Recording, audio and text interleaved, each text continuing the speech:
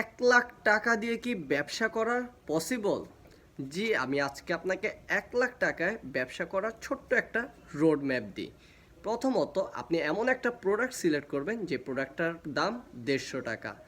এই প্রোডাক্ট যখন আপনি ৩০০ পিস আনবেন সেক্ষেত্রে সেটা পড়বে হচ্ছে গিয়ে ৳৪৫,০০০। পার ডে ১০ পিস, ৩০ দিনে ৩০০ পিস। আর প্রোডাক্ট সেলিং প্রফিট কত করবেন সেটা আপনার উপর। তারপর মেটা মার্কেটিংয়ের জন্য আপনি অ্যাড বাজেট রাখবেন ডেফিনেটলি ৳২৬,০০০, ৳১৩০ করে ডলার রেট। অতঃপর প্রোডাক্ট এই ৩০০টা প্রোডাক্ট আপনি প্যাকেজিংয়ের জন্য যদি ৳৫ করে দেন তাহলে ৳১৫০০, অলমোস্ট ৳৭২,৫০০। এরপর আপনি দেখেন যে ২৭,০০০-এর মতো আপনার হাতে টাকা থাকবে।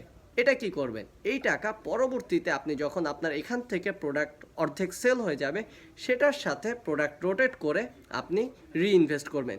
এভাবেই আপনি ৳১,০০,০০০ থেকে ৳২,০০,০০০, ৳২,০০,০০০ থেকে ৳৩,০০,০০০, ৳৩,০০,০০০ থেকে সেটা ৳৪,০০,০০০ করতে পারবেন।